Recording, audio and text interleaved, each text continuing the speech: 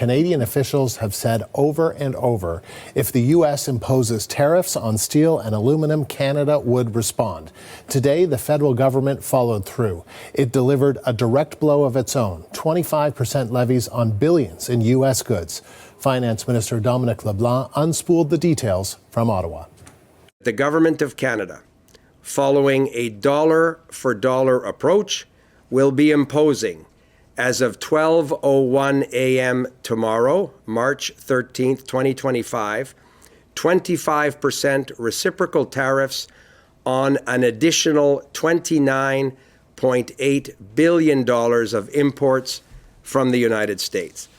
This includes steel products worth $12.6 billion and aluminum products worth $3 billion, as well as additional imported U.S. goods worth $14.2 billion for a total of $29.8 billion. The CBC's Olivia Stevanovich joins us live from our Ottawa bureau. So, Olivia, break down the details of how Canada is responding. Well, Andrew, these new counter tariffs, these dollar-for-dollar retaliatory tariffs worth $29.8 billion of U.S. goods, is in addition to $30 billion the federal government previously announced targeting other American products. So in total now, Canada is retaliating against the U.S. against more than $60 billion worth of U.S. goods in total. And these new measures that will kick in after midnight, they target American steel and aluminum products specifically, and also some other products that weren't on Canada's list before, including computers, sporting equipment, and also cast iron products. Now, federal ministers who made this announcement this morning in Ottawa noted that they don't want to do this because this will increase costs for Canadians who buy these U.S. goods, but they say they're left with no other choice but to defend these key Canadian industries.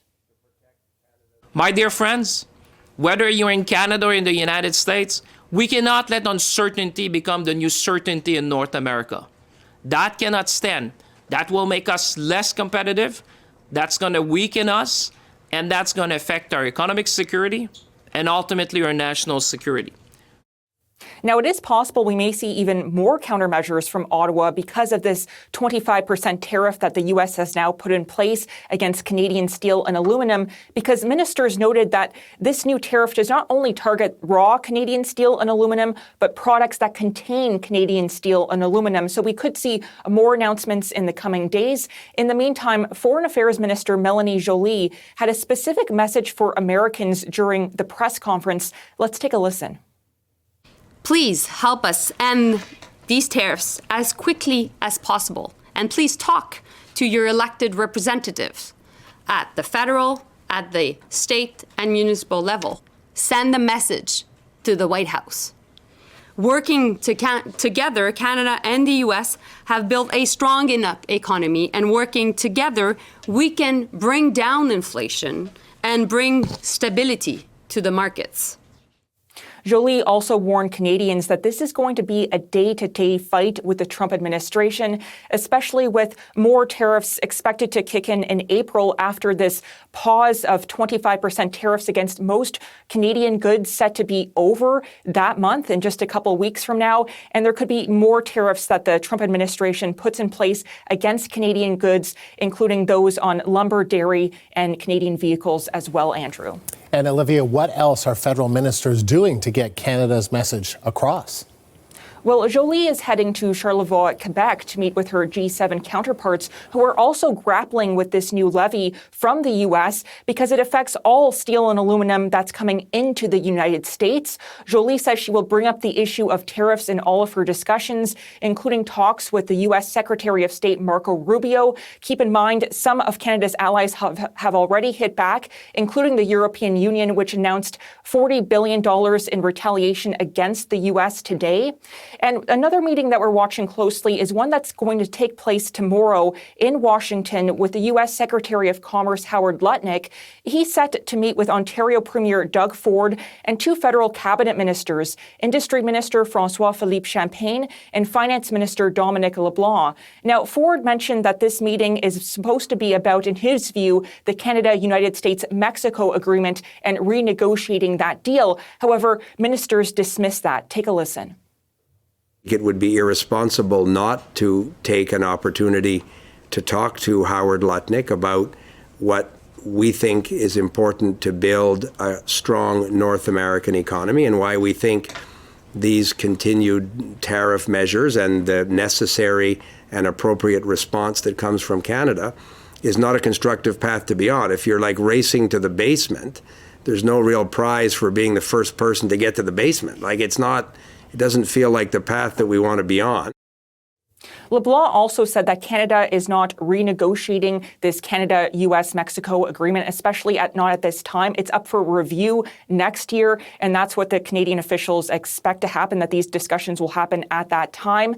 In the meantime, Ford was asked to respond to LeBlanc's comments. Here's what he had to say. We're banging on tariffs equal USMCA, right? They're basically the same things. If we took the tariffs off, let's move forward. But I think the world of Minister LeBlanc, we get along so well. We talk all the time, and we're on the same page. But yes, there's going to be conversations about tariffs, and as we move forward, we're going to ask them, let's move this USMCA deal up as quickly as possible to give certainty to the world, not just Canada and the U.S., but the entire world.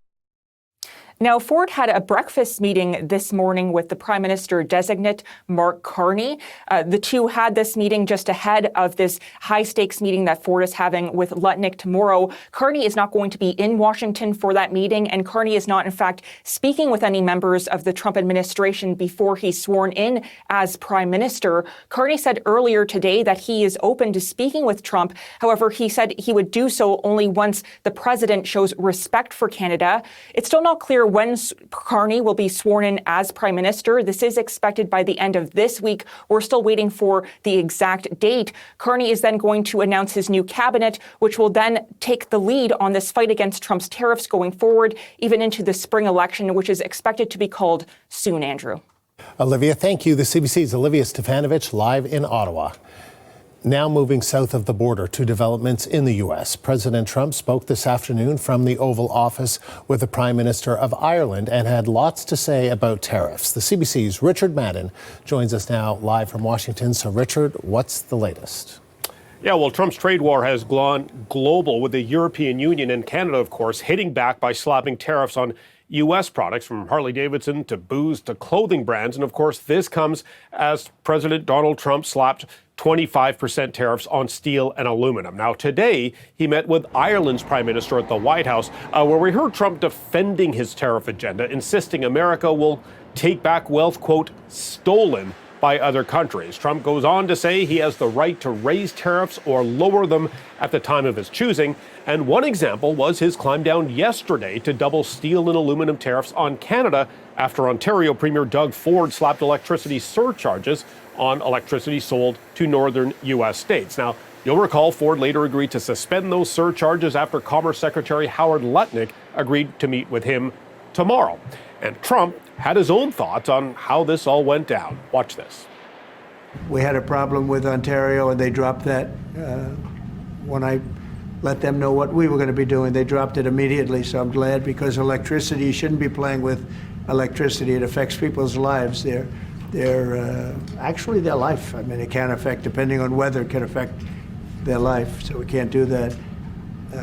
And it doesn't make sense that our country allows electricity to be made in another country and sold into us. Who did that deal for the United States? Okay, so of course, who did that deal? Well, Trump did. He signed the USMCA deal in his first term. He called it the best deal ever. Now, that said, Ford and Lutnick will meet Thursday to discuss steps to renegotiate that trade deal along with tariffs. But we're also hearing Trump now adding to his list of grievances with the USMCA, hinting Canada's protected dairy sector may also be on the table, or maybe chopping block, for either renegotiation or targeted separately with tariffs. Listen to this. 270%. Have you ever heard that? We have tariffs on dairy products from Canada of 270%, going up to 400%. You never hear that. Canada's absolutely one of the worst. And we, when I say worst in terms of charging tariffs. Okay, so it should be said these percentages are not accurate. Trump is, of course, referring to a dairy quota system, essentially, and he's citing levels that haven't been reached. But bottom line here is Canada's supply management system is problematic, not just for the U.S., but several other countries. We've heard it from France and New Zealand who complained they just can't get access to sell their butter or cheeses in Canada. So we'll be following next steps on the tariff front, but we're ultimately seeing that Trump's trade war is causing a lot of chaos and uncertainty on Wall Street. Markets are taking a beating as investors grow increasingly worried that tariffs could hurt consumer confidence, spending, and possibly risk a recession. And Richard, as mentioned, a federal and Ontario delegation is meeting U.S. Commerce Secretary Howard Lutnick tomorrow. What are you hearing on that? Yeah, we still don't have the full list of names of who will be in this delegation tomorrow. We do know it'll be Ontario Premier Doug Ford, perhaps some federal ministers with Commerce Secretary Lutnick and various trade representatives. So while it may on the surface seem like a de-escalation, the White House considers this a win. In essence, Americans won't get tariffed on Ontario's energy, yet the U.S. is still hitting Canada's steel and aluminum industries with an extra 25% tariff that started today. Here's how Secretary Lutnick summed things up. We're going to lower the temperature. You know, he thought he'd be sort of the big man and tackle Donald Trump, but you know you can't tackle Donald Trump. He is the most important, the smartest, the most capable leader in the world, and he's not going to let someone push him around. Okay, so what to watch for, of course, Andrew, is will Canada or Ontario walk away from a win, or will they spin it as, look, at least we're keeping the communications open. So that's something to watch for tomorrow. But the bigger thing to look ahead to, Andrew, is circular calendars April 2nd. That is what the administration calls the big day, when reciprocal tariffs will kick in, when the pause on other tariffs that link to the USMCA were on pause for a month, those are expected to kick in as well. So I would characterize this as the fact that the White House and Canadian delegations continue to talk is a positive sign, but the big concern is what happens at the end of the month. Richard, thank you. The CBC's Richard Madden in Washington.